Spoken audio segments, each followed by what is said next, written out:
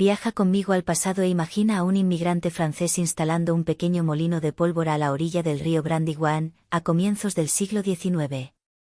Jamás se habría imaginado que su apellido terminaría siendo sinónimo de poder industrial y filantropía en Estados Unidos.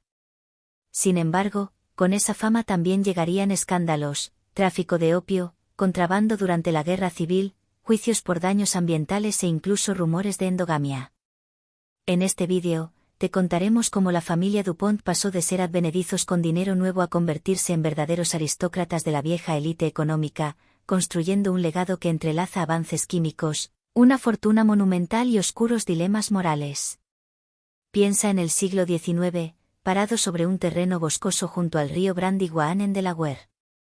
El agua corre con fuerza, aunque en ese entonces nadie habría creído que esa corriente podría generar una fortuna. Pero allí, en esa ribera, un audaz inmigrante francés llamado Eleuthère Irénée Dupont decide instalar un molino de pólvora. Esa decisión transformaría su apellido en uno de los más reconocidos de América.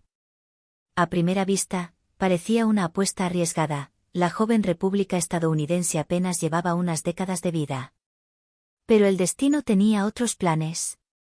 Poco tiempo después, la guerra de 1812 le abriría las puertas a Eleuthère Dupont. Los contratos militares para abastecer de pólvora a un país en guerra le dieron la oportunidad perfecta. Según registros del Adley Museum y artículos en la revista Smithsonian, estos acuerdos fueron el verdadero punto de partida que catapultó a la familia DuPont al escenario nacional. Aunque en un inicio no formaban parte de la llamada vieja riqueza, ese selecto grupo de familias acaudaladas desde hace generaciones, los DuPont pronto demostraron su talento para innovar, aprovechar oportunidades y tomar riesgos. Esa es, en esencia, la definición de dinero nuevo. Personajes como John Jacob Astor o los Vanderbilt construyeron sus fortunas de forma más ostentosa, pero los DuPont siguieron un camino más discreto, levantando un imperio industrial, con el tiempo, adoptando una imagen refinada y filantrópica digna del dinero viejo. Pero a pesar de sus logros, los DuPont nunca estuvieron exentos de controversias. Su historia está marcada por el secretismo, los escándalos y decisiones moralmente cuestionables. La fortuna que amasaron llegó a estimarse, ajustando por inflación, entre 15 y 20 mil millones de dólares. Sin embargo, ese capital fue desafiado por los cambios económicos del mundo moderno, sanciones ambientales, reestructuraciones corporativas y una sociedad cada vez más crítica. Esta también es la historia de cómo el matrimonio estratégico, las alianzas políticas, la filantropía y las decisiones empresariales moldearon una de las dinastías industriales más duraderas de Estados Unidos. Volvamos al comienzo. La decisión de Eleuthère Irénée Dupont de dejar Francia no fue solo por espíritu aventurero. De acuerdo con diversas biografías conservadas en el Adley Museum and Library, ubicado en el mismo sitio donde operaban las primeras fábricas de pólvora DuPont, el motivo fue escapar del caos que dejó la Revolución Francesa. Buscaba un lugar donde pudiera aplicar los conocimientos técnicos que había aprendido como aprendiz del renombrado químico Antoine Lavoisier. Para 1802, ya había fundado su molino de pólvora en Brandywine, una ubicación estratégica por su fuerza hidráulica y su cercanía a puertos importantes. El momento no pudo ser mejor. Aunque en ese entonces muchos veían la pólvora como un negocio limitado, la guerra de 1812 dejó claro que la producción de municiones era crucial. Los contratos del gobierno comenzaron a llegar, y lo que empezó como un pequeño emprendimiento pronto se transformó en una operación consolidada. Cuando el conflicto terminó, el nombre DuPont ya era bien conocido. Los periódicos de la época, hoy disponibles en línea o resguardados en la Biblioteca del Congreso, elogiaban la fiabilidad de la pólvora de E. DuPont, que el gobierno federal siguió comprando incluso después del fin de la guerra. Era un ejemplo clásico de dinero nuevo, una familia que aprovechó mercados emergentes y necesidades estatales, utilizando su dominio técnico para abrirse paso en un nicho que otras familias tradicionales, enfocadas en la propiedad de tierras o el transporte marítimo, no habían considerado. Si algo nos enseñan las grandes dinastías industriales de Estados Unidos, es que las fortunas nacidas del emprendimiento y el dinero nuevo no se consolidan como dinero viejo, sin tomar decisiones estratégicas. En el caso de los DuPont, esas decisiones incluyeron diversificación, reestructuración empresarial, filantropía y matrimonios cuidadosamente planeados. No se conformaron con vivir de las ganancias de la pólvora, comprendieron que el país estaba entrando en una era de revolución industrial, con los ferrocarriles, la siderurgia, el telégrafo y otras tecnologías cambiando el panorama económico. Los DuPont, expertos en la fabricación de pólvora, vieron la oportunidad de expandirse más allá del negocio de las municiones. Esa oportunidad se presentó a comienzos del siglo XX, cuando tres primos, Pierre S. DuPont, Alfred I. DuPont y T. Coleman DuPont, tomaron el liderazgo del negocio familiar y lo transformaron en un gigante de la industria química. Según un artículo publicado en la revista American Heritage esta transformación fue progresiva pero guiada por una visión clara: unificar las distintas ramas de la familia para mantener el control del imperio. Modernizaron toda la compañía. Para 1902 ya habían reestructurado la organización, optimizado la producción y comenzado a investigar nuevas aplicaciones en el campo de la química. Así fue como incursionaron en productos como el celofán, las pinturas y, más adelante, materiales avanzados que definieron la cultura de consumo del siglo XX. A menudo se compara la estrategia de los DuPont con la de los Vanderbilt. Mientras estos últimos gastaban sus fortunas en mansiones y lujos sociales al final del siglo XIX, los DuPont reinvertían buena parte de sus ganancias en su empresa.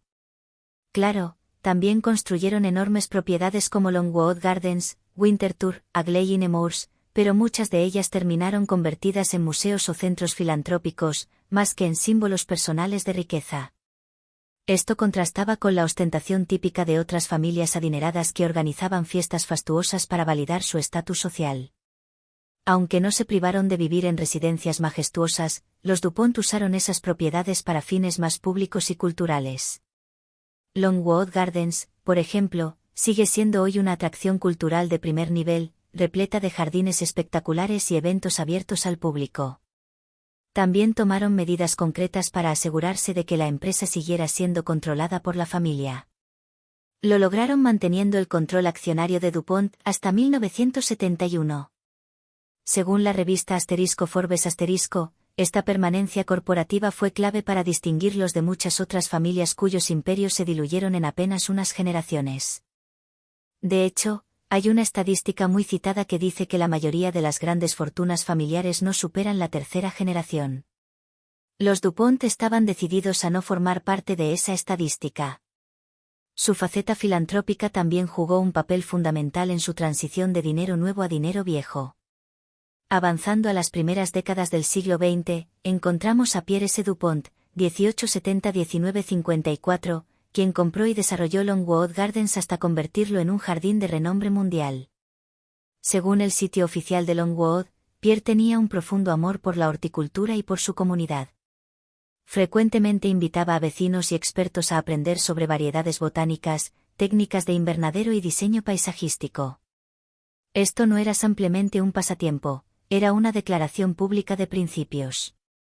Al posicionarse como mecenas del arte, la educación y la horticultura, Pierre reforzaba la imagen de la familia como parte de la élite culta, de forma muy parecida a como los Rockefeller financiaron grandes fundaciones o los Carnegie patrocinaron bibliotecas. Otro miembro destacado en el ámbito filantrópico fue Henry Francis DuPont, quien fundó el Winterthur Museum, una enorme propiedad dedicada a las artes decorativas de Estados Unidos. Allí se conservan aún hoy colecciones meticulosas de muebles, porcelanas y textiles que reflejan su deseo de preservar el patrimonio cultural del país. Este tipo de compromiso encaja perfectamente con lo que los historiadores llaman capital cultural. Al invertir en museos, jardines y programas educativos, las familias no solo limpian su legado, en especial si sus fortunas tienen orígenes moralmente cuestionables, sino que además envían un mensaje claro: pertenecen a las esferas más elevadas de la sociedad educada y refinada. Pero, claro, el ascenso de los DuPont al estatus de dinero viejo no se explica solo por su cultura y control empresarial. La política fue otro factor clave en el ascenso de los DuPont. Según la entrada de encyclopedia.com dedicada a la familia, sus fuertes inversiones en General Motors a partir de 1917 y su firme oposición al New Deal de Franklin D. Roosevelt no solo les aseguraron una sólida base económica, sino también una notable influencia política. En muchos sentidos, lograron insertarse en los círculos de élite que moldean las políticas públicas y la opinión nacional. Se podría comparar su caso con el de los Grosvenor en el Reino Unido, quienes, aunque principalmente aristócratas terratenientes, han mantenido siempre una relación estrecha con el poder político para proteger sus intereses. En el caso de los Dupont, esa conexión con el poder fue más simbólica que nobiliaria, pero el efecto fue prácticamente el mismo. Al alinearse con fuerzas clave de la política y la economía, consiguieron un lugar privilegiado en las esferas de decisión. Sin embargo, como ocurre con todas las grandes familias, su historia no está libre de sombras. Los Dupont también han protagonizado escándalos y secretos que han captado la atención pública durante décadas. Demandas judiciales, cuestionamientos sobre el impacto ambiental de su empresa y crímenes cometidos por algunos herederos han salpicado su reputación. Desde periódicos locales de Delaware, como el News Journal *, hasta medios nacionales como *The Washington Post *, se han documentado incidentes legales y escándalos personales que involucran a miembros de la familia. Algunos enfrentaron acusaciones por transacciones financieras sospechosas, mientras que otros estuvieron envueltos en crímenes más graves que atrajeron la atención pública. Aunque estos episodios no alcanzaron la magnitud mediática de los divorcios escandalosos de los Vanderbilt o las tragedias familiares de los Astor, mantuvieron viva la idea de que el dinero nuevo, por mucho que perdure, siempre trae consigo cierta inestabilidad. En comparación, familias como los Astor tuvieron un ascenso más moderado, en parte gracias a la hábil diplomacia social de figuras como Caroline Astor. Pero volvamos al verdadero corazón del poder Dupont, sus activos. En su apogeo, la fortuna de la familia se estimaba entre 15 y 20 mil millones de dólares, ajustados por inflación. Esta riqueza no solo provenía del gigante químico DuPont, sino también de una red compleja de propiedades y fideicomisos. Un artículo de Forbes de 2016 indicaba que en ese momento aún poseían cerca de 14.3 mil millones en acciones de la compañía. Eso sí, el panorama cambió con las fusiones empresariales, especialmente la formación de Dow DuPont en 2017, que trajo consigo divisiones y nuevas estructuras corporativas. A lo largo del siglo XX, la empresa se expandió desde la pólvora hasta los materiales sintéticos, diversificándose en industrias clave como la de pinturas, plásticos y otros productos químicos que se volvieron esenciales en la vida moderna. También incursionaron en el sector automotriz con su temprana inversión en General Motors, la cual mantuvieron entre 1917 y 1962, y en el energético con la adquisición de Conoco Oil en 1981. Algunos miembros de la familia también realizaron inversiones privadas en bienes raíces, destacando propiedades como Granogue, una vasta finca en Delaware que aún hoy representa la herencia de los DuPont. Basta visitar el estado para notar su legado. Las propiedades familiares se han convertido en auténticos íconos culturales. Winterthur, Nemours, Agley y Longwood Gardens, todas ubicadas en tierras que en su momento fueron refugios privados de la familia. Winterthur ofrece una ventana al gusto refinado de Henry Francis DuPont por las artes decorativas estadounidenses. En Nemours, un recorrido por su mansión y jardines revela el lujo y la estética inspirada en los grandes chateaux europeos. En Agley, donde alguna vez operaron los primeros molinos de pólvora, hoy se encuentra un museo y una biblioteca que exploran la relación entre industria, innovación y legado familiar. Pero sin duda, la joya de la corona es Longwood Gardens, un proyecto filantrópico vivo que recibe más de 1 millón de visitantes al año. De acuerdo con su sitio web oficial, Longwood es sede de programas educativos, conciertos y colaboraciones internacionales en horticultura. Es una muestra clara de que la visión filantrópica de Pierre S. DuPont sigue vigente hasta hoy. En cuanto a la administración de su riqueza, la familia ha recurrido a fideicomisos, siendo uno de los más relevantes el *Alfred DuPont Testamentary Trust *, diseñado para asegurar la preservación del patrimonio a lo largo de las generaciones. Este enfoque financiero y legal se asemeja mucho al que han utilizado otras familias poderosas, como los Grosvenor en Reino Unido, quienes colocaron sus inmensas propiedades inmobiliarias de Londres en fideicomisos para asegurar su conservación a lo largo del tiempo. La diferencia clave está en el origen de la fortuna. Mientras los Grosvenor se apoyaron en la propiedad aristocrática centenaria, los DuPont construyeron su riqueza desde la manufactura y la industria química. Aún así, el resultado fue muy parecido. Los fideicomisos evitaron que los activos se dispersaran por impuestos sucesorios, divorcios o herederos con inclinaciones derrochadoras. De hecho, Uno de los motivos principales por los que los Vanderbilt vieron evaporarse su enorme riqueza fue la falta de planificación unificada. Cada descendiente tenía libertad para gastar o invertir como quisiera, lo que terminó acelerando la disolución del patrimonio familiar. Los DuPont, en contraste, se apoyaron en estructuras legales y mecanismos financieros que, si bien no son infalibles, ofrecieron una barrera sólida frente al temido destino de camisa rica, harapos en 3 generaciones. Sin embargo, ni siquiera una planificación tan cuidadosa pudo protegerlos del todo frente a los retos del mundo moderno. Las multas ambientales y las largas batallas legales han afectado la imagen pública de la empresa DuPont, y con ella, el legado familiar. Uno de los casos más emblemáticos fue el escándalo por la contaminación con ácido perfluorooctanoico, PFOA, que se prolongó durante los años 2000 y 2010.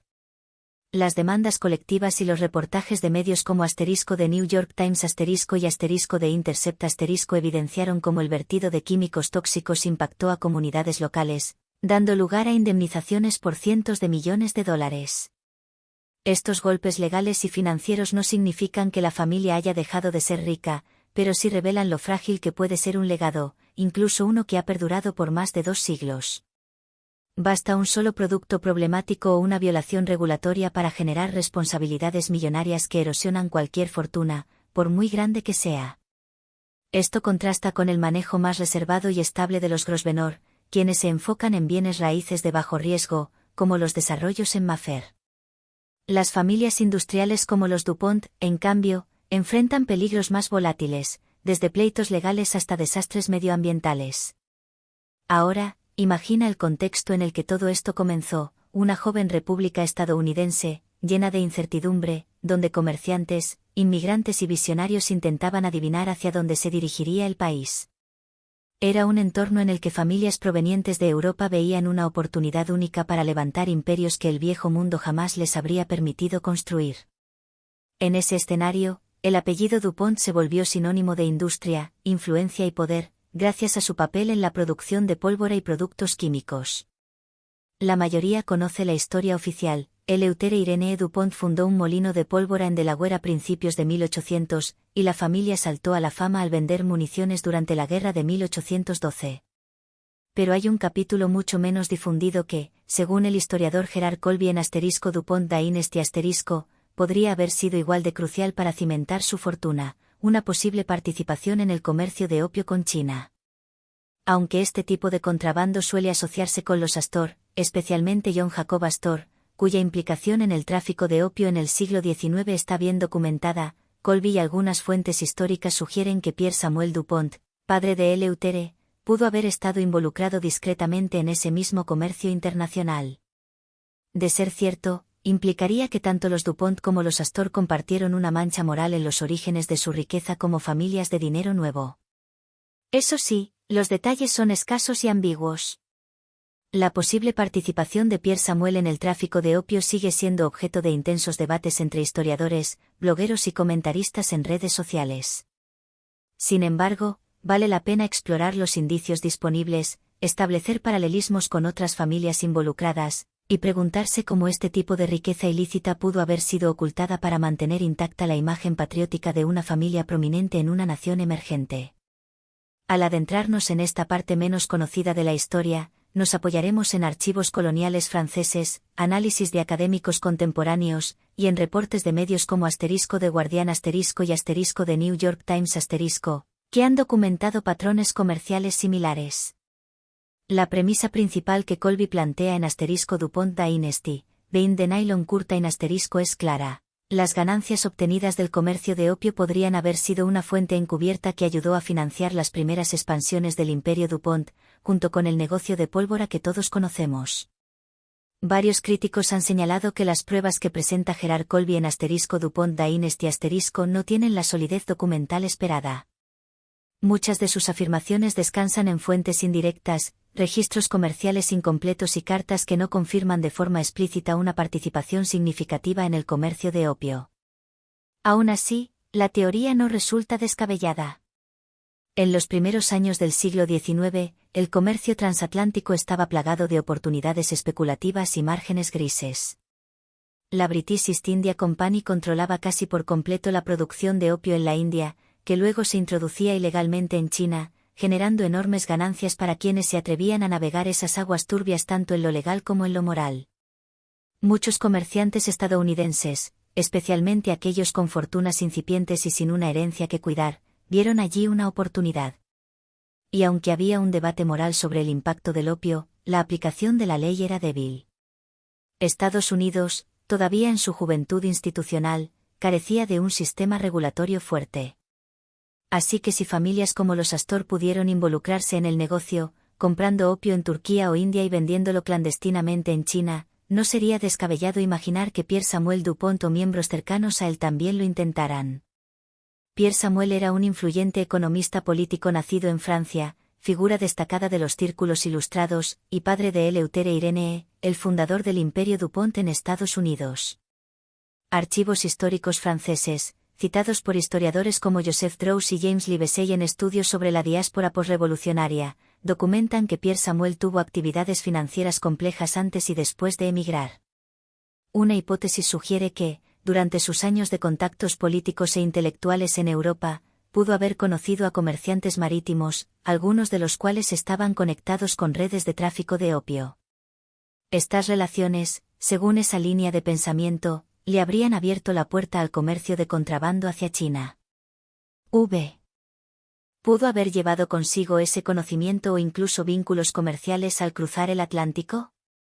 Sus defensores citan referencias vagas en manifiestos de embarque, aunque estos documentos suelen ser ambiguos por naturaleza.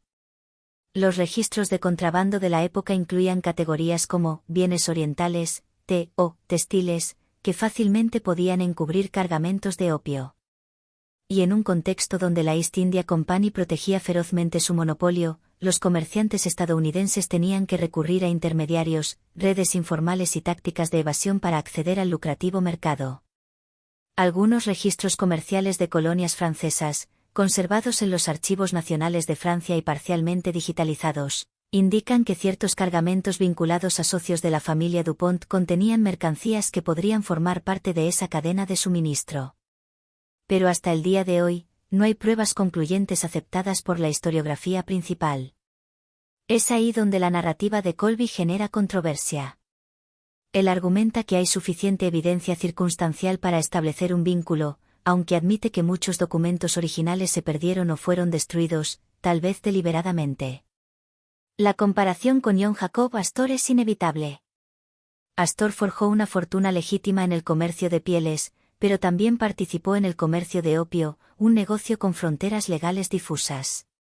Tanto los Astor como los Dupont tomaron rutas diferentes, químicos y pólvora por un lado, pieles y bienes raíces por el otro, pero ambos terminaron convirtiéndose en pilares de la élite filantrópica estadounidense.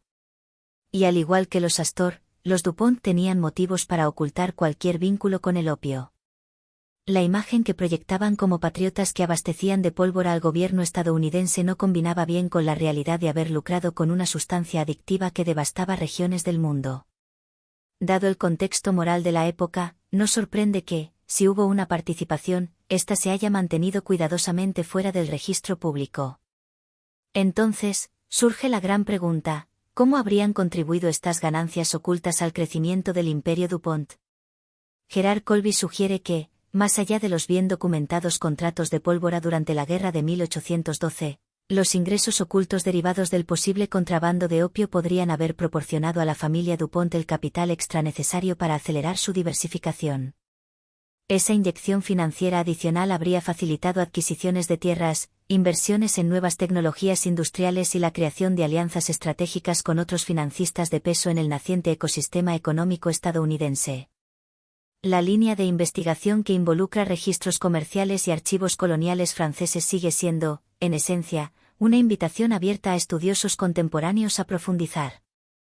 Es similar al modo en que se verificaron los registros de envío que implicaban a los Astor o los contratos de opio de la familia Roussel.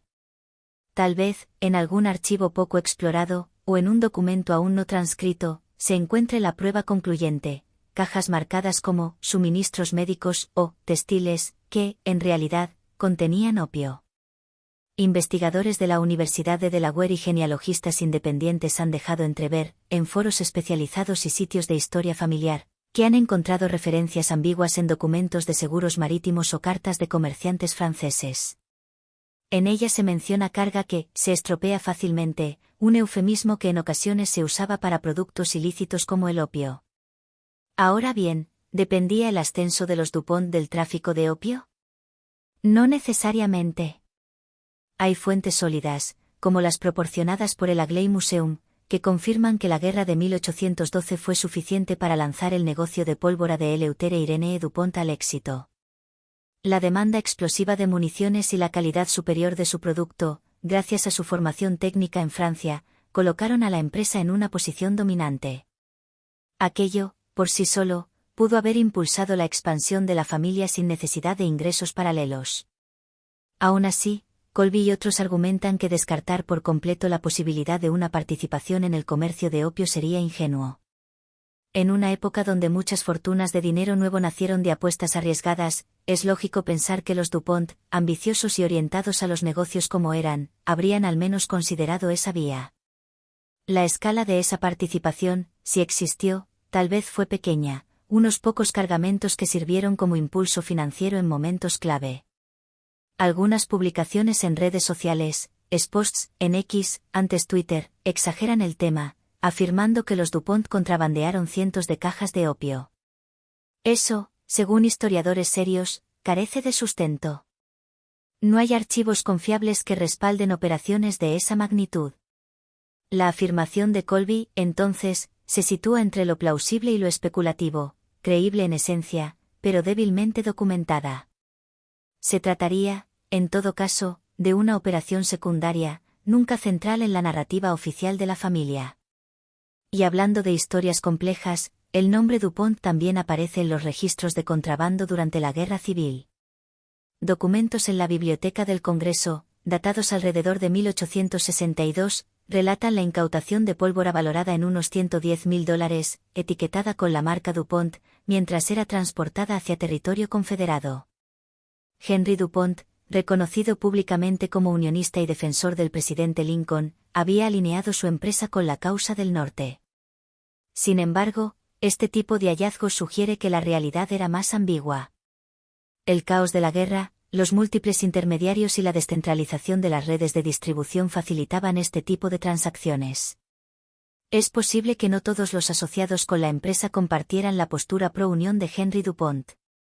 Las grandes corporaciones, al enfrentarse a la demanda constante de productos como la pólvora, a veces terminaban abasteciendo a ambos bandos, ya fuera por necesidad, negligencia o puro pragmatismo. No existe evidencia que acuse a Henry Dupont de traición. Las fuentes principales lo presentan como un ferviente patriota. Pero los registros dispersos, diarios, notas de prensa local en Delaware, documentos de incautación, dibujan una imagen más compleja, la de una empresa donde el beneficio, las limitaciones operativas y el oportunismo ocasional a veces superaban la lealtad política. El silencio posterior sobre estos incidentes ayudó a proteger la reputación de la marca Dupont como símbolo de la causa del norte. Y aún así, los documentos que han sobrevivido nos hablan de una economía de guerra donde la pólvora era oro puro, se pagaban precios desorbitados por cargamentos clandestinos, especialmente cuando cruzaban las líneas enemigas. Así, los Dupont, como tantos otros, operaban en una zona gris donde lo legal, lo patriótico y lo rentable no siempre coincidían. Los molinos Dupont ubicados a lo largo del río Brandywine, en Delaware, se consolidaron como una de las fuentes más respetadas de pólvora negra en Estados Unidos.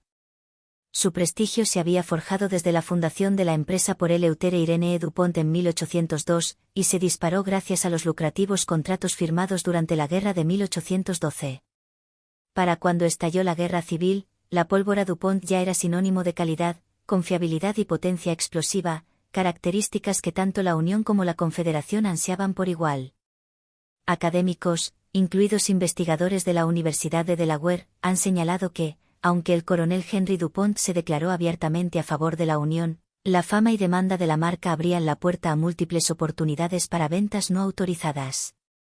Documentos de la época muestran cómo intermediarios sin escrúpulos compraban pólvora al por mayor para luego redirigirla secretamente hacia el sur, manipulando las etiquetas de envío y ocultando el verdadero destino del cargamento. El Departamento de Guerra, alarmado por este tipo de operaciones, incrementó la vigilancia contra el contrabando con destino confederado. Es en este contexto donde aparece la referencia a una incautación clave, un cargamento valorado en $110.000, una cifra colosal para la década de 1860, claramente etiquetado como pólvora DuPont. Las circunstancias específicas del caso siguen siendo poco claras. Los registros oficiales conservados en la Biblioteca del Congreso no señalan culpables ni revelan hasta qué punto de la cadena operativa llegó la complicidad. Los historiadores siguen divididos en cuanto a si alguien en la cúpula de la empresa conocía o autorizó el envío. Es razonable pensar que los altos mandos habrían comprendido los riesgos reputacionales y financieros que implicaría verse vinculados a la Confederación. Para entonces, el apellido DuPont ya estaba fuertemente asociado con el abastecimiento militar del país desde la guerra de 1812. Si llegaba a circular el rumor de que estaban vendiendo pólvora al enemigo, la empresa podía perder el favor del gobierno federal, ser atacada en la prensa del norte y quedar excluida de futuros contratos. Al mismo tiempo, el ejército de la Unión dependía en gran parte de la producción DuPont, por lo que al gobierno tampoco le convenía escalar el asunto públicamente. El resultado fue una especie de encubrimiento institucional, solo quedaron rastros dispersos en diarios, archivos del Departamento de Guerra y cartas personales resguardadas en sitios genealógicos. Las comunicaciones privadas de Henry DuPont, muchas de las cuales se conservan en el Agley Museum and Library, no revelan ninguna implicación directa en ventas ilegales. Por el contrario, sus cartas a oficiales del gobierno están cargadas de elogios a Lincoln y compromisos explícitos con la causa unionista, además de promesas de entregas rápidas de pólvora para el frente. Pero en pleno siglo XIX, ninguna corporación podía controlar totalmente a cada uno de sus agentes o distribuidores. Con telégrafos limitados, una red ferroviaria en desarrollo y fronteras estatales plagadas de comerciantes del mercado negro, el control operativo era parcial en el mejor de los casos. Diversos sitios genealógicos e investigaciones locales mencionan la posibilidad de que ciertos vendedores actuaran por su cuenta, falsificando manifiestos de carga para camuflar la pólvora entre otras mercancías. Las caravanas cruzaban las líneas hacia el sur bajo pretextos diversos, suministros agrícolas, maquinaria o bienes de consumo general. Las ganancias justificaban el riesgo. La Confederación, desesperada por pólvora de calidad, estaba dispuesta a pagar precios exorbitantes. Aunque la visión moderna tiende a imaginar que las marcas mantenían una disciplina férrea sobre su distribución, la realidad del terreno era caótica. En 1862, en pleno auge del conflicto, los frentes de batalla se multiplicaban desde Virginia hasta Tennessee, y los regimientos necesitaban reabastecimientos constantes. En medio de esa urgencia, era inevitable que algunos oportunistas se conectaran con oficiales confederados o intermediarios en estados fronterizos que reempaquetaban productos para enviarlos al sur. Los periódicos locales de Wilmington o Dover ocasionalmente publicaban noticias sobre arrestos relacionados con cargas mal etiquetadas. En algunos de esos casos, se descubría que lo que parecía ser maquinaria agrícola era en realidad munición, incluida pólvora DuPont. La Universidad de Delaware ha digitalizado varios de estos artículos breves. Sin embargo, la cobertura nunca se convirtió en un escándalo nacional y raramente, si es que alguna vez, se mencionaba directamente a la familia. Es probable que los periodistas locales, conscientes de la importancia económica de los DuPont para la región, se abstuvieran de lanzar acusaciones contundentes. Después de todo, buena parte de la comunidad dependía de los molinos para su sustento, y la economía regional estaba profundamente entrelazada con la fortuna familiar. Así, la historia oficial siguió intacta, mientras los rastros documentales nos hablan de una verdad mucho más compleja y matizada. Una noticia de primera plana revelando que productos de DuPont estaban llegando a manos confederadas habría causado una tormenta política y mediática, posiblemente desencadenando investigaciones federales. Si los altos mandos de la Unión hubiesen exigido cortar todos los lazos con la empresa, eso habría puesto en jaque el suministro de pólvora de alta calidad que el norte necesitaba desesperadamente. Así se formó lo que algunos describen como una alianza tácita basada en la conveniencia: confiscar el contrabando, castigar a los culpables de menor rango, preservar la imagen pro-unionista de la familia DuPont y mantener la maquinaria de guerra bien abastecida. Algunos diarios personales de empleados menos conocidos de DuPont hacen alusión a tensiones internas durante ese periodo. Un oficinista escribió sobre la ira del coronel Henry DuPont al enterarse de que ciertos cargamentos no habían llegado a sus destinos previstos en el ejército de la Unión, alimentando rumores de que parte del suministro había sido desviado a los rebeldes. Otra carta reflejaba una postura más cínica. El dinero es dinero, decía un empleado, sugiriendo que el negocio no debía preocuparse demasiado por la identidad del comprador final. Estas actitudes revelan la tensión ética que puede surgir cuando el patriotismo se enfrenta al interés económico, especialmente en una guerra civil que dividía incluso a familias enteras. Aunque Henry DuPont parecía comprometido con la causa del norte y promovía una postura oficial firme, los empleados de niveles más bajos, sin una supervisión constante, podían actuar con autonomía. Sin telégrafos confiables ni redes logísticas plenamente desarrolladas, una vez que la pólvora salía del molino, era relativamente fácil concretar ventas no autorizadas. El valor del cargamento incautado, $110.000 en 1862, era extraordinario. Una suma así podía equipar toda una batería confederada o revenderse a múltiples regimientos. Historiadores del Civil War Institute han subrayado que, si estos envíos hubieran continuado sin interrupción, podrían haber fortalecido significativamente la capacidad de fuego del sur. Lo más irónico es que, al mismo tiempo, DuPont estaba abasteciendo formalmente al norte. Los documentos del Departamento de Guerra señalan que las cajas incautadas estaban dirigidas a un destinatario ficticio, que resultó ser un intermediario que enviaba suministros hacia Virginia. Tras la incautación, las menciones al incidente prácticamente desaparecen. No se sabe si el gobierno federal confrontó en privado a la familia o si simplemente decidió enterrar el asunto. Tal vez Henry DuPont ofreció reforzar la vigilancia interna a cambio del silencio oficial. También es posible que el Departamento de Guerra comprendiera lo imprescindible que era la empresa para el esfuerzo bélico, y optara por no arriesgarse a crear un escándalo público. De cualquier modo, el encubrimiento funcionó. La familia no enfrentó consecuencias mayores y Henry mantuvo intacta su reputación como firme aliado de la Unión. Después de la guerra, los DuPont no solo conservaron su prestigio, sino que lo ampliaron.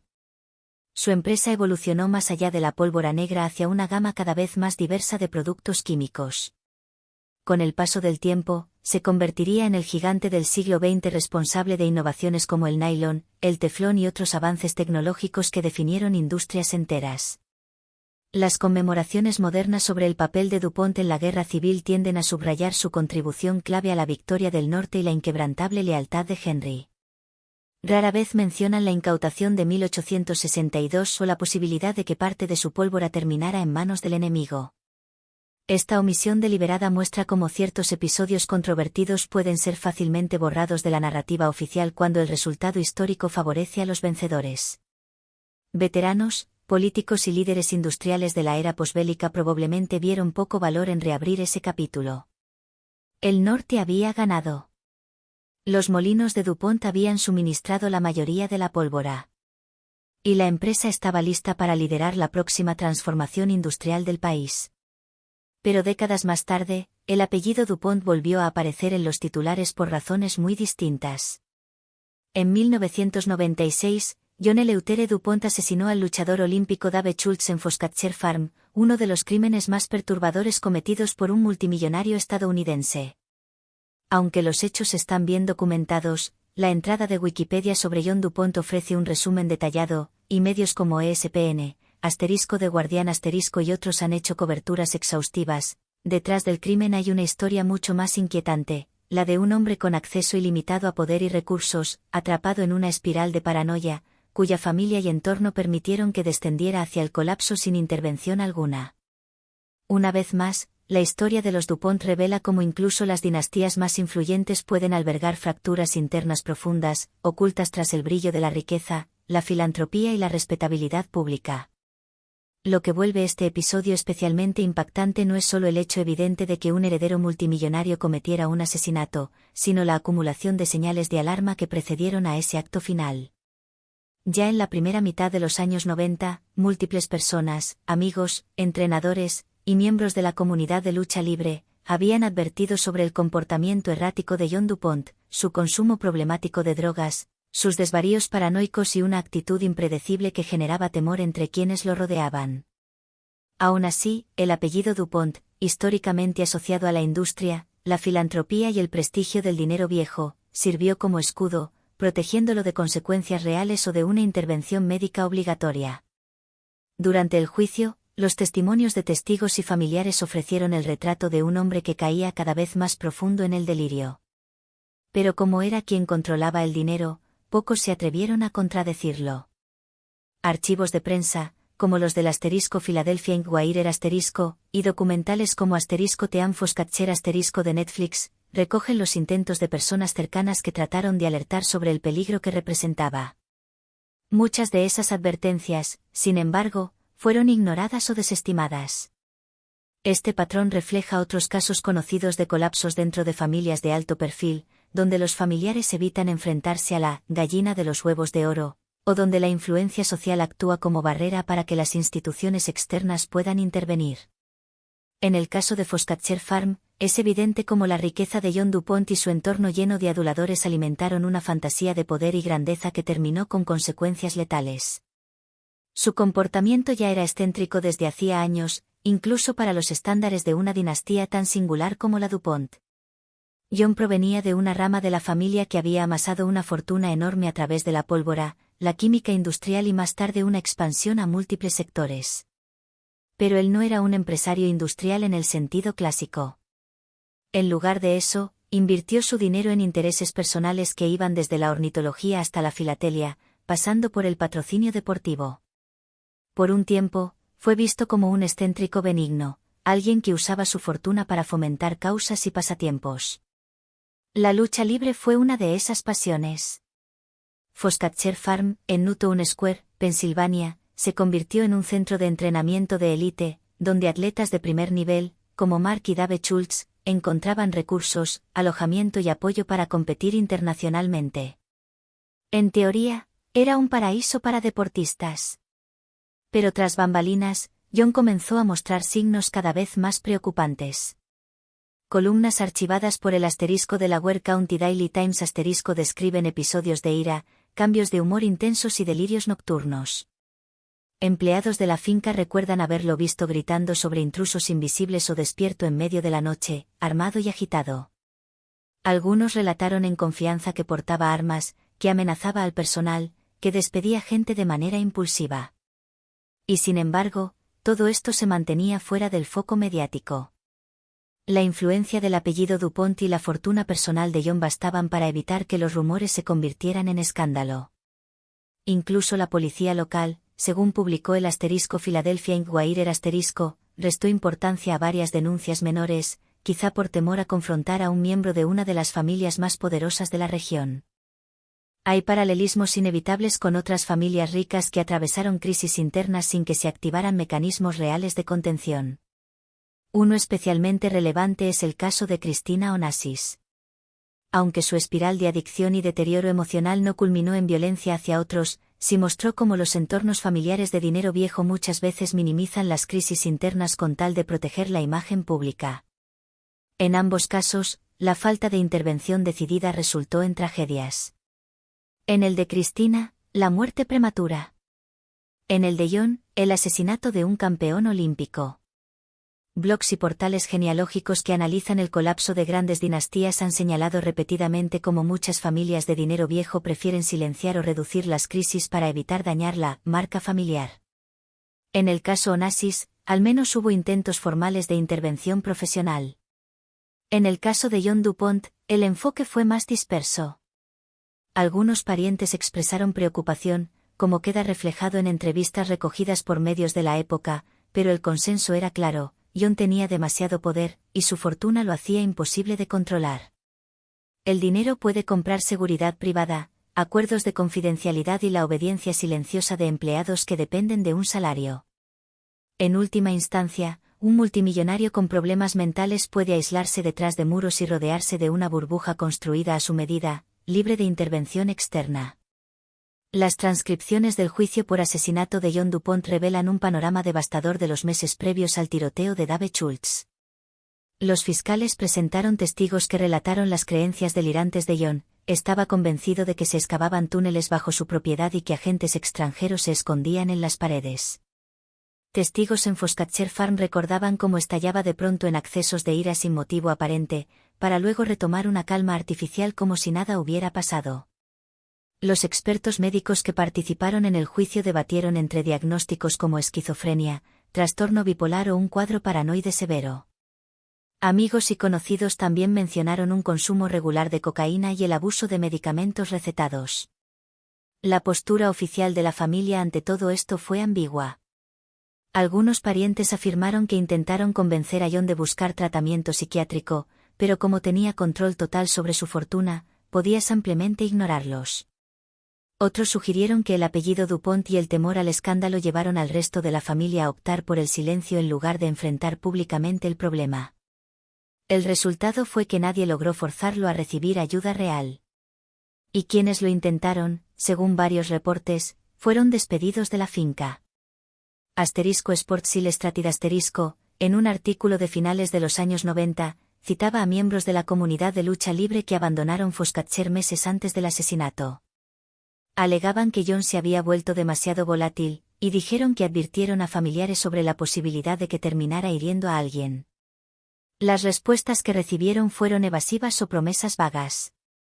Cuando el asesinato ocurrió, fue brutal en su simplicidad. John condujo su auto hasta la casa de Dave Schultz, dentro de Foscatcher, y sin que existiera una provocación aparente, le disparó repetidas veces. La esposa de Dave, Nancy Schultz, relató después en entrevistas con ESPN que no hubo señales inmediatas de que algo violento fuera a suceder. John simplemente sacó el arma y disparó. Dave era muy querido por su carácter amable y su disposición a ayudar a otros. Había tratado de mantener una buena relación con John incluso cuando su comportamiento se volvió cada vez más errático. Nancy recordó que Dave sentía gratitud por el respaldo económico que recibía de Foscatcher, pero le preocupaba cada vez más el estado mental de su anfitrión. Aún así, jamás imaginó que la situación escalaría tan abruptamente. Con el tiempo, muchas de las personas que compartieron espacios con John concluyeron que la violencia no fue un evento aislado, sino el desenlace lógico de una acumulación de señales ignoradas. Varios luchadores incluso se habían mudado de la finca después de que John los amenazara con armas. El asesinato no llegó de la nada, fue la culminación de una espiral delirante que nadie logró detener. Una de las grandes preguntas que surgieron tras el crimen fue, ¿cómo pudo alguien tan claramente inestable seguir teniendo acceso libre a armas de fuego? El juicio que siguió puso el foco en el estado mental de John Dupont. La fiscalía argumentó que el acto fue deliberado y premeditado.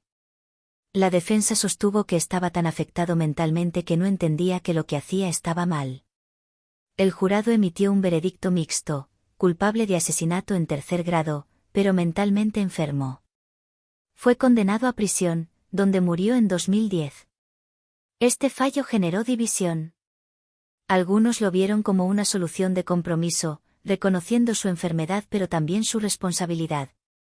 Otros señalaron que si John no hubiera pertenecido a una familia tan poderosa, probablemente no habría recibido un tratamiento legal tan matizado. También hubo quienes se preguntaron si su desenlace era evitable. Si se le hubiese obligado a recibir tratamiento, algo que habría requerido un esfuerzo conjunto de la familia y una acción judicial, tal vez Dave Schultz seguiría vivo. Al mirar atrás, queda claro que la influencia de la familia Dupont operó en dos direcciones. Por un lado, protegió a John del escrutinio público y de las consecuencias antes del crimen. Pero por otro, no pudo protegerlo del sistema legal una vez que cruzó la línea definitiva. Varios amigos de la familia declararon a medios como The New York Times que, durante años, algunos parientes trataron de persuadirlo para que se sometiera a terapia profesional. Sin embargo, en Foscatcher Farm, John era el único con autoridad real. Nadie podía obligarlo a nada. Su fortuna le daba autonomía absoluta dentro de su burbuja personal. Y esa burbuja, finalmente, estalló. Por todos los testimonios disponibles, John Dupont gozaba de una autonomía casi absoluta en Foscatcher Farm. Tenía el control financiero total y podía contratar a un equipo de seguridad que seguía sus órdenes sin cuestionarlas. Cuando entraba en episodios paranoides, como sospechas de conspiraciones o presencia de intrusos, su personal obedecía sin oponerse, registrando el terreno o expulsando a quienes él señalaba. el documental Te han Foscatcher lanzado en Netflix, recopila múltiples entrevistas con luchadores y empleados que vivieron el deterioro progresivo de su salud mental. Describen una atmósfera surreal en la finca, donde John lanzaba acusaciones al azar, pedía que todos se pusieran firmes sin razón o cambiaba de humor abruptamente. Algunos informaron estos comportamientos al clan DuPont, pero fueron ignorados o recibieron respuestas evasivas como «nosotros nos ocuparemos».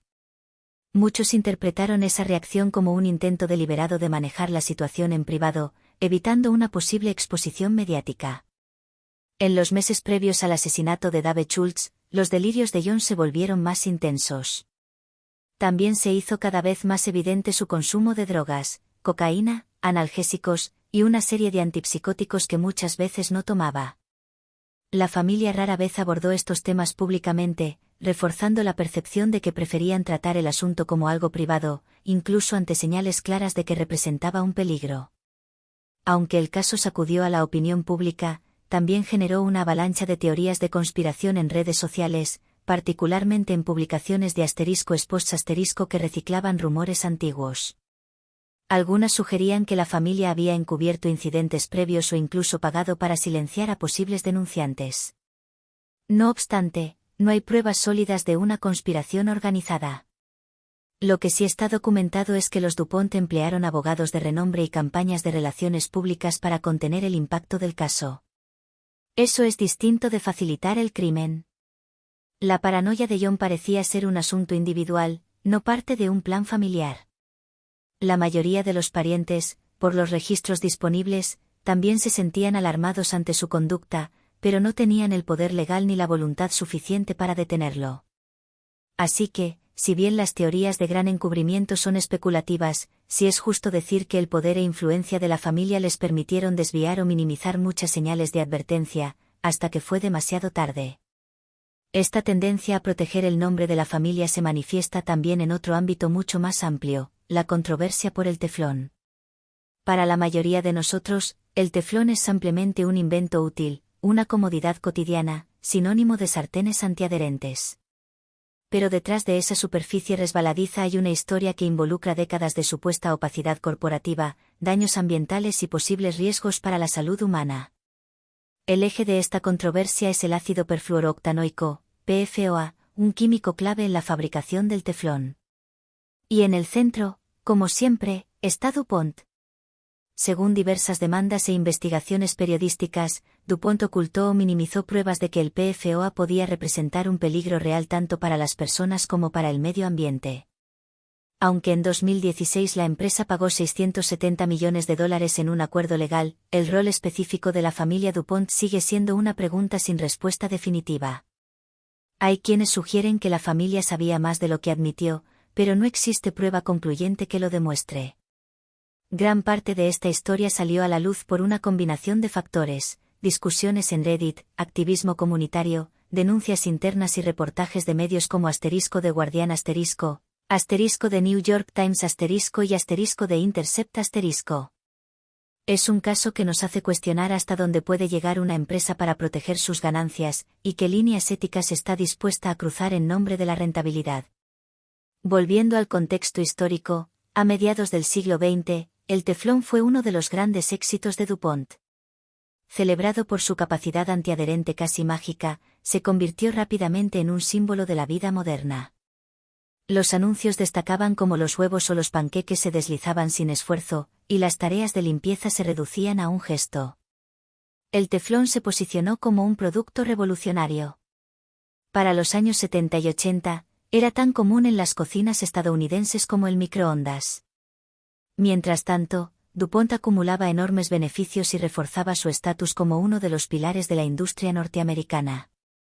Pero internamente, según demandas legales y memorandos filtrados, ya existían alertas. Los propios científicos de la empresa comenzaron a expresar preocupación por el PFOA, el compuesto fundamental en la fabricación del teflón. Era la primera señal de que ese producto estrella, tan celebrado por su funcionalidad, podría tener un costo oculto mucho más alto del que los consumidores imaginaban. Pruebas realizadas en animales de laboratorio comenzaron a mostrar señales preocupantes, desde una posible relación con cáncer hasta defectos congénitos. En un principio, los datos eran ambiguos, pero con el paso del tiempo las advertencias se hicieron más claras. Hacia los años 90, ya circulaban comentarios internos entre los propios investigadores de DuPont alertando que el PFOA, el químico clave en la producción del teflón, estaba apareciendo en suministros de agua cercanos a una de sus plantas más grandes, ubicada en Parkersburg, Virginia Occidental. Los trabajadores también empezaron a notar que manipular esta sustancia implicaba riesgos para la salud, y muchos aseguraron que la empresa no les había informado adecuadamente. No obstante, según documentos internos revelados en demandas posteriores, DuPont optó por continuar la producción, calculando que sería más rentable lidiar con las consecuencias más adelante que admitir abiertamente los peligros potenciales del químico. Este enfoque, aunque chocante, no fue único. Críticos lo comparan con lo que hicieron empresas como Standard Oil en su momento, o los gigantes del tabaco cuando escondieron la verdad sobre los efectos del cigarrillo. A juicio de muchos observadores, la combinación entre los vastos recursos de DuPont y una cultura corporativa centrada en proteger su marca creó el escenario ideal para el secretismo. Algunos empleados expresaron preocupaciones, pero sus advertencias fueron ignoradas, archivadas o simplemente suprimidas dentro de la jerarquía burocrática. Esa alarma silenciosa empezó a hacerse más evidente cuando las comunidades locales de Virginia Occidental y Ohio notaron patrones de salud extraños, un aumento inusual en casos de cáncer, mascotas enfermas, y animales de granja con dolencias inexplicables. Agricultores cerca de la planta observaron cómo sus vacas enfermaban y morían sin razón clara.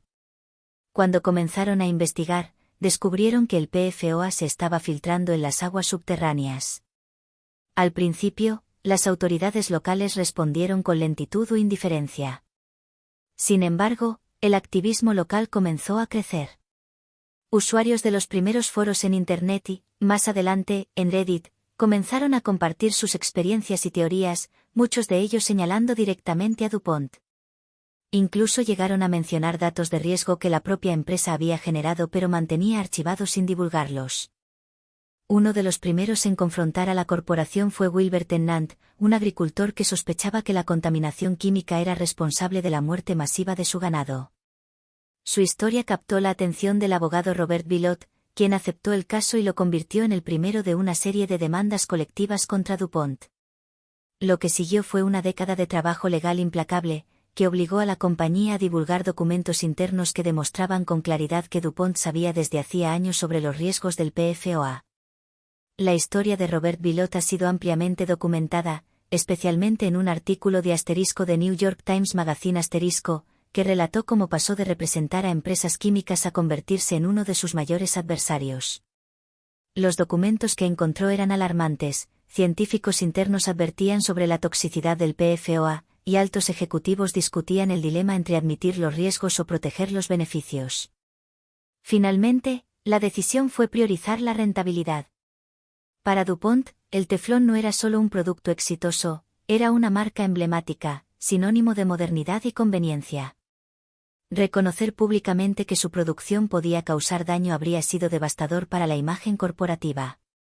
Pero cuando los casos se acumularon, el escándalo estalló. En los años 2000, una ola de demandas colectivas, conocidas como los casos del C8, otro nombre del PFOA, por su estructura de 8 carbonos, sacó a la luz más memorandos internos que revelaban que la empresa había considerado reestructurar su operación o cambiar de materiales, pero decidió que el silencio era más barato. En 2005, la Agencia de Protección Ambiental, EPA, impuso una multa de $16,5 millones a DuPont por no haber informado adecuadamente sobre los riesgos del PFOA. En su momento, fue la mayor sanción civil administrativa que la EPA había aplicado. Pero grupos como Environmental Working Group criticaron la medida, calificándola de simbólica. Argumentaron que, en comparación con las ganancias anuales de DuPont, esa sanción era apenas un golpe menor. La empresa ganaba mucho más de lo que cualquier multa podía representar, así que no existía un incentivo económico real para actuar con transparencia. A lo largo de los años, las demandas contra DuPont no hicieron más que acumularse.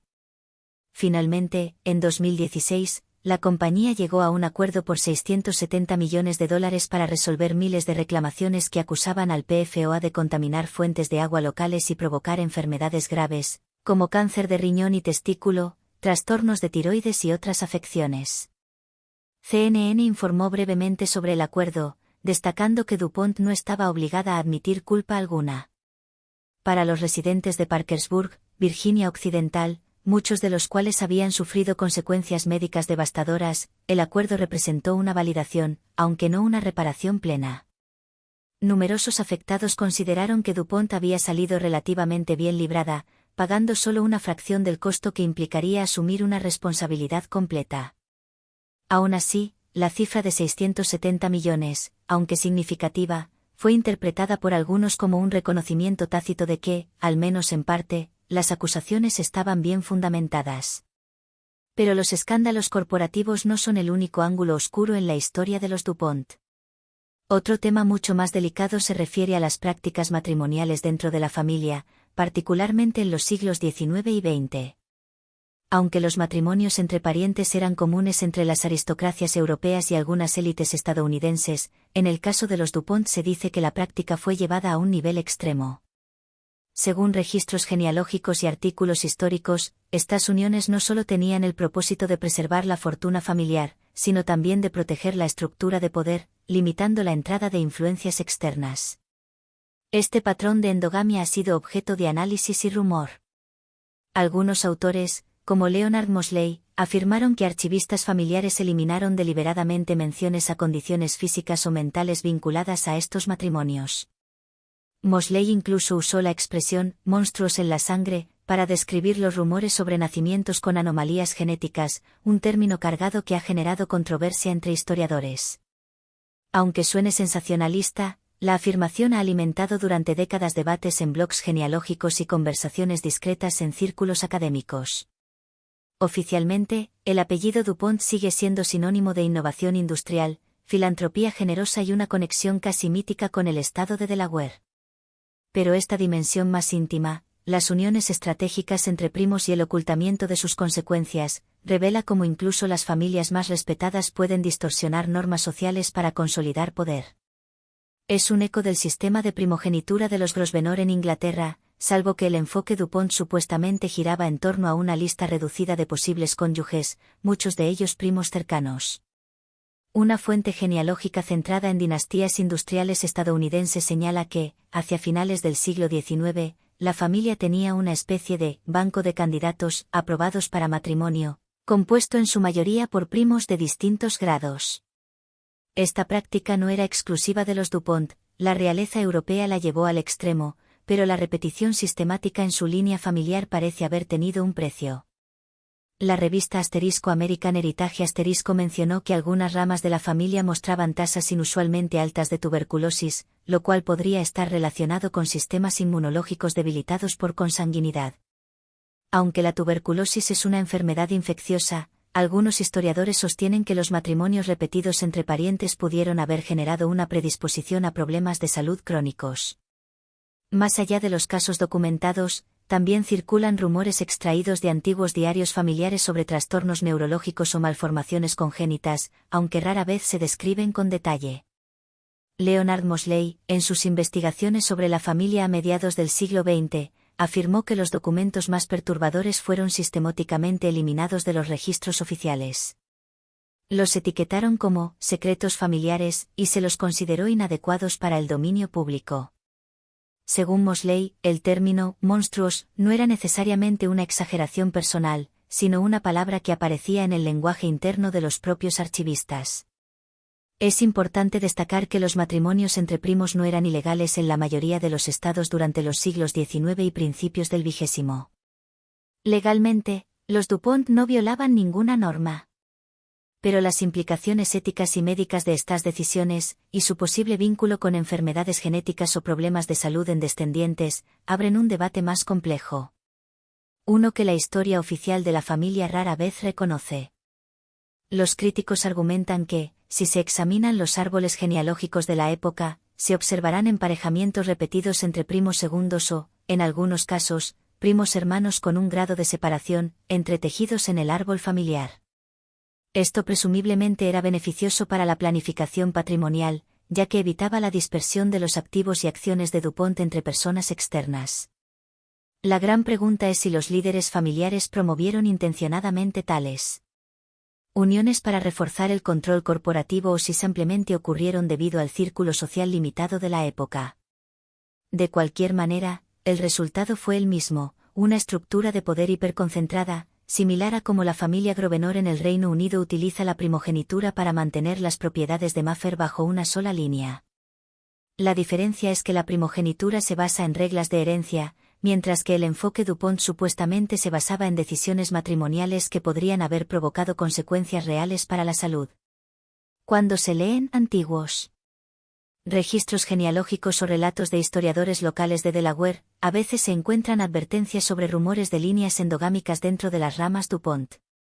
Algunos genealogistas son tajantes al decir que solo existieron unos pocos matrimonios entre primos, señalando que la aristocracia europea hacía lo mismo. Otros, como ciertos usuarios en foros que hacen referencia a documentos genealógicos de los archivos de la Clay Museum, afirman que el patrón fue mucho más sistemático y se extendió por varias generaciones. La mayor controversia gira en torno a cómo estos registros pudieron haber sido alterados. Leonard Mosley, en su investigación, describió haber escuchado de archivistas familiares que se eliminaron o limpiaron diarios enteros o informes médicos para ocultar defectos congénitos que podrían empañar la imagen de los DuPont.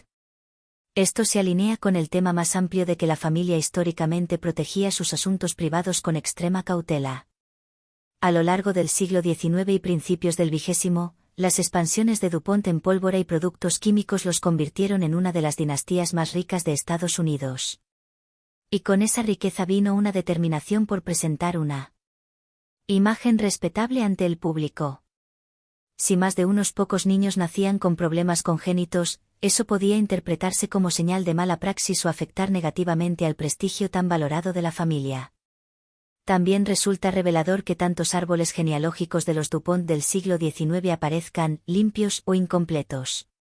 Los investigadores señalan que, tratándose de una familia tan prominente, cabría esperar un registro público exhaustivo.